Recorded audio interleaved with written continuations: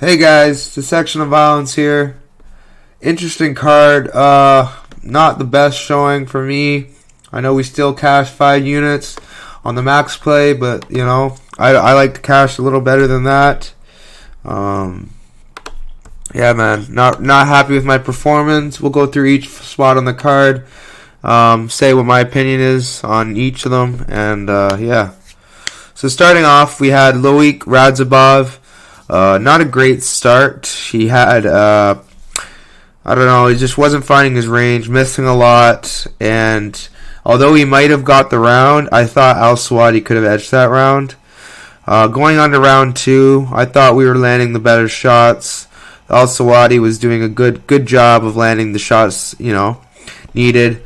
I don't think he was ever, winning the fight. Honestly, the odds were indicating just because of a few takedowns that Radzhabov was losing. I didn't understand that. I thought Radzhabov was winning. You win some, you lose some with live betting, and this one I won. I'm pretty happy about that. I liked Loic by KO, and I cashed that as well. So pretty happy about that fight for sure. That was a good spot for me. I'm thinking about a next fight for him. A good next fight for him would be someone who fought last week, Daniel Zellhuber. I think that'd be a great next step for him. I'd love to see it. Yeah. So moving on though, we had Ludovic Klein taking on AJ Cunningham. Interesting fight. I thought AJ Cunningham, was going to be a little tougher to put away than that. The body, you can be as tough as you want to the head, but the body's a little different. You can only take so much there, especially if you can hit right in the right spot at the right time. Definitely a lethal fighter. Ludovic Klein is very, very high level. Great performance. Dispatched of a guy he should have dispatched. Excited to see more from him, and yeah, great win for Ludovic. If I could see him fight somebody next, I would pick Mateus Rubecki. I think that'd be a cool next fight. Moving on, we had Christian Leroy Duncan as our lock of the card, taking on Claudio Ribeiro. CLD got it done. I'm pretty happy about that. He looked good doing so. Cashed the parlays. Yeah, man, CLD's doing the damn thing. He's got really good striking and he got some solid grappling to back it up. Not the best grappling, but pretty good grappling and nasty ground and pound and clinch. The guy's a real prospect, and I rate him very highly. Claudio Ribeiro, not so much. I could see him being out of the UFC within a few fights. The guy is not that good, and yeah, happy that CLD got it done. If I could get a next fight for Mr. CLD, it would be Ihor Potieria. Dispatch another guy that I honestly don't think is that great, but Ihor looked pretty good his last fight, despite how bad Rob looks. So hopefully they pair them up next. Moving on to the upset of the night, we had Javid Basharat taking on Ayman Zahabi. Ayman Zahabi pulls the upset off. I said Javid should not have been that big of a favorite, and it proved why. He's very, very hittable. He leaves a lot to be desired, and honestly, he's a bit too cocky for his own good, and yeah, he bit him this fight. The antics, the extra stuff that he didn't need to do, he just needs to focus on his game plan, and he wasn't sticking to it. Zahabi did his job. I thought he won 2 rounds. Good win for Zahabi. Yeah, really funny to see Basharat lose. Guy's too cocky and bit of a apparently he's not the nicest person either. So Karma's a very she's a bitch, and yeah. If I could see Ayman Zahabi fight somebody next, it would be Saeed Nurmagomedov. I think that'd be a good next fight for him. A nice step up in competition. I think he earned it. Moving on, we have Vinicius Oliveira versus Bernardo Sapage. So I saw this fight 1,000 times in my head. I didn't expect Sapage to fall off a cliff as bad as he did. I knew the size was a little bit different, but Sapage literally cannot do 2 rounds of grappling. Heavy game plan. His style is not that. Oliveira was just bullying him, and eventually the bullying got to him, and he finally got the KO late in the third. I saw the KO coming from a mile away. I just was hoping Bernard would come back, but he didn't. I lost a live bet spot here. It was just a foolish live betting spot. This fight was fight of the night for a reason, and I should have knew that coming forward. And these types of fight of the nights, I'm going to keep in mind when I live bet. They can be very volatile bets, so I'll keep that in mind moving forward. But good win for Vinicius, KO of the year nominee for sure. If I could give him an opponent, I would give him Series City next. I know Series coming off a loss, either that or Raymond Tavares, one of the two.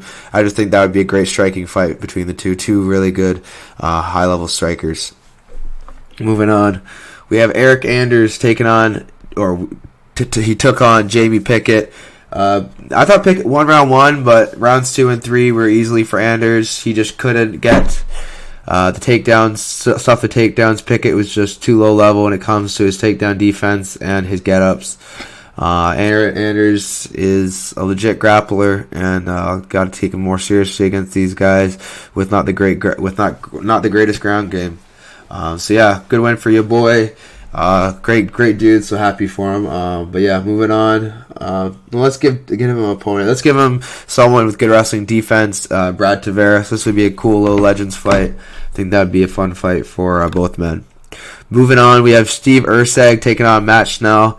Matt Schnell, honestly, that chin is too much of a liability. I saw it coming from a mile away. Tatsuro Taira, I think, should be the guy to fight Steven Erceg next. Two dangerous prospects. I think they should clash next. Erceg, man, he just, he found the combo to put him away, and great performance from him. Moving on, we had Umar Nurmagomedov taking on Bazat Almakyan. Guy's a beast, man. Bazat knows how to win, Umar knows how to win. He's very, very good at grappling, and his striking looked a little weird tonight, but Bazat's very good himself, so I'm going to chalk it up to just a good opponent. We'll see more from Umar against guys like Corey Sandhagen and see where his level truly is. Speaking of such, I think he should fight someone like a Corey Sandhagen or a Henry Cejudo next. Somebody just up in the rankings, to give him that title shot implication fight that he deserves.